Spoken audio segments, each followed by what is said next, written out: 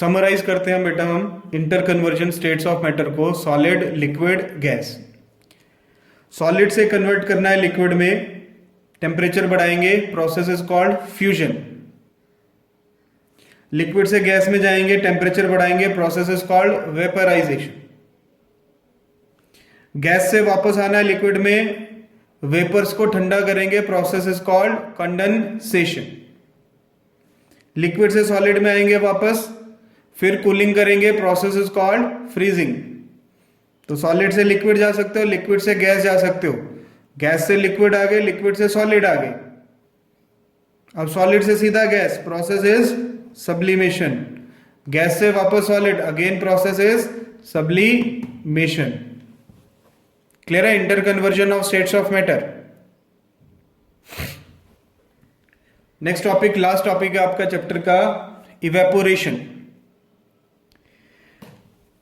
अभी हमने आपको पहले पढ़ाया कि जब हम लिक्विड को गैस में चेंज करते हैं, the process is called vaporization. ठीक है, वेपोराइजेशन। अब हम पढ़ रहे हैं इवेपोरेशन। दोनों में डिफरेंस है, डिफरेंस समझना है। वेपोराइजेशन में हम क्या करते हैं, वाटर से समझाता हूं आपको। हम वाटर को हीटअप करते हैं। जब वाटर बॉयल होता है, कितने डिग्री पे होता है वाटर बॉयल? 100 डिग्री पे। 100 डिग्री सेल्सियस पे जब वाटर का बॉइलिंग पॉइंट आएगा तो वेपर्स बनने शुरू होंगे। क्लियर है? तो हमने कंडीशन अप्लाई की, क्या कंडीशन अप्लाई की? हीट किया, हीट करने से वेपर बने, तो प्रोसेस को हमने क्या बोला? Vaporisation. So boiling is vaporisation process. अब आपने ऑब्जर्व किया होगा कि जब गर्मियां होती हैं तो गर्मियों में लेक वाटर, रिवर वाटर या फिर वाटर जो स्टेगनेंट है, एक जगह रुका हुआ है, आप ऑब्जर्व करते हो धीरे धीरे उस वाटर का लेवल कम हो जाता है गर्मियों में। ऐसा क्यों होता है आपसे पूछो तो आप सबका एक ही आंसर होगा कि सर वो वाटर जो है वो उड़ जाता है। वो किसकी फॉर्मेशन करता है? क्लाउड की। वाटर वेपर्स बनते हैं, क्लाउड बनते हैं उससे। वो जो वाटर वेपर्स बनते हैं, सनलाइट जब पड़ती है उस वाटर के ऊपर, और सनलाइट की वजह से जब वो वाटर इवेपोरेट होता है तो प्रोसेस को हम क्या बोलते हैं? इवेपोरेशन। वेपराइजेशन, बॉइलिंग पॉइंट जब आएगा 100 डिग्री तब वेपर बनेंगे। इवेपोरेशन, टेम्परेचर वाटर का 100 डिग्री नहीं आया लेकिन उसके वेपर्स बन गए, प्रोसेस को क्या बोलेंगे? इवेपोरेशन। डिफरेंस समझ आया बेटा?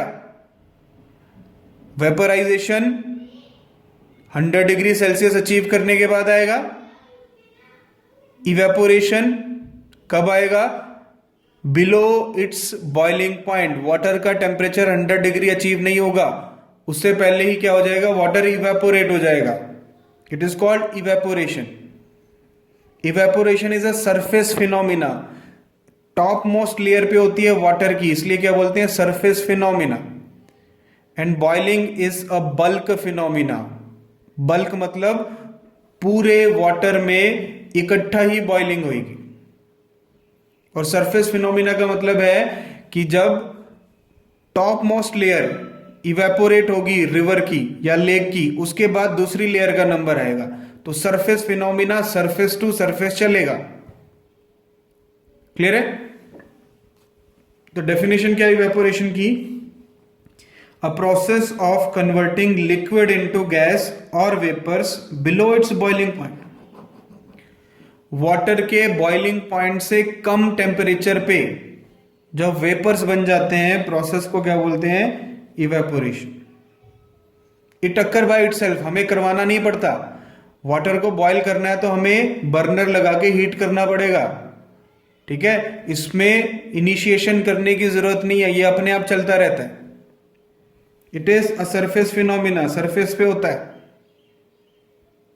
Example, evaporation of river, lake water to form cloud. Wet clothes become dry due to evaporation. गीले कपड़े बाहर डाल देते हो, सूख जाते हैं। क्यों सूखते हैं? Because of evaporation. उनमें जो वाटर है वो एटमॉस्फेयर में इवेपोरेट हो जाता है। क्लियर है? फैक्टर्स अफेक्टिंग इवेपोरेशन, कौन कौन से फैक्टर इवेपोरेशन को अफेक्ट करते हैं?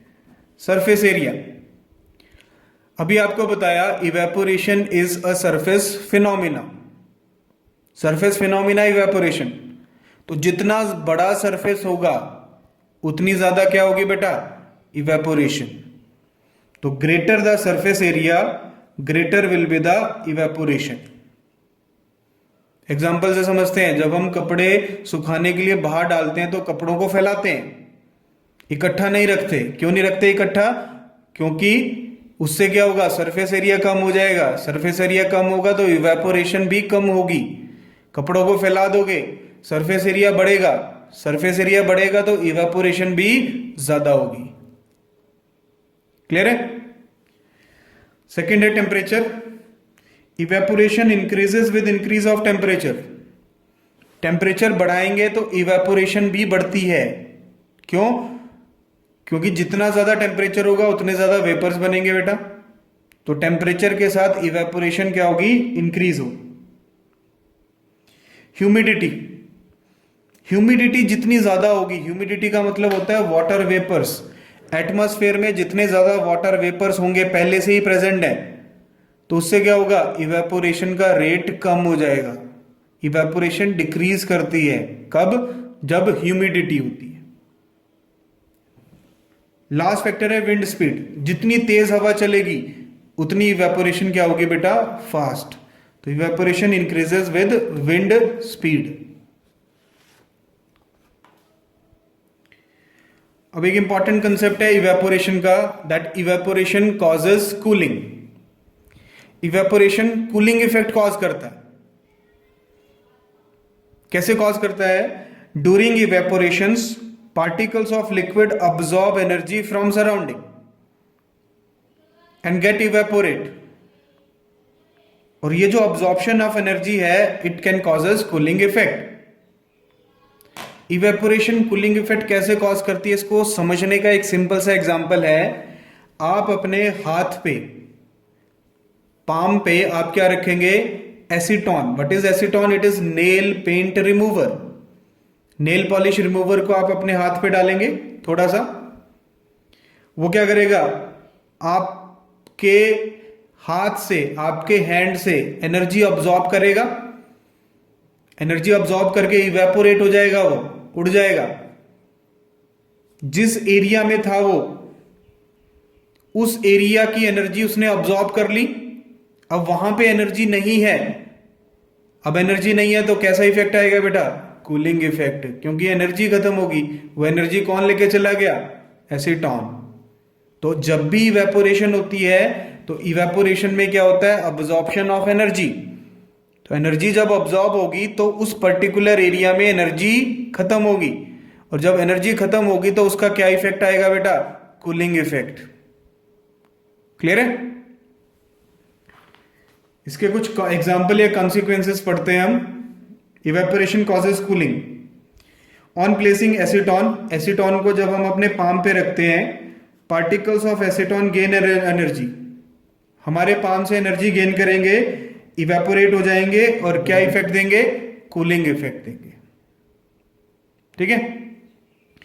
People sprinkle water on roof और ओपन ग्राउंड। जिस दिन बहुत ज्यादा गर्मी होती है बेटा, उस दिन आपने देखा होगा कुछ लोग अपने घर की छतों पे वाटर स्प्रिंकल करते हैं, या फिर अपने घर के आंगन में, ठीक है, ग्राउंड में वाटर स्प्रिंकल करते हैं, फेंकते हैं वाटर।